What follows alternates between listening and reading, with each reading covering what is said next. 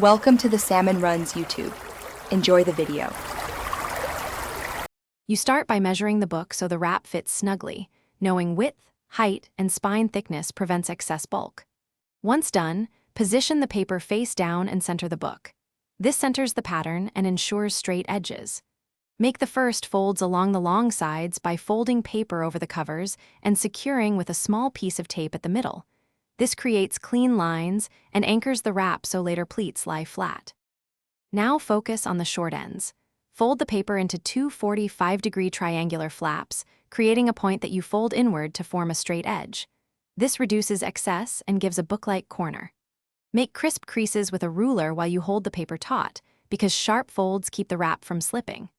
Once the corners are folded, use double-sided tape under the flap so the seam is invisible and the cover stays flat during handling and storage. Finish by sealing the spine with a continuous strip of tape so the cover withstands repeated use. This strengthens the most stressed seam. Trim any tiny overhangs and press every seam again to lock the paper to the book. A bone folder or the blunt edge of scissors works well for a crisp finish. If the paper still shifts, refold the end, pleats tighter, or add a slim inner dust jacket to fill slack.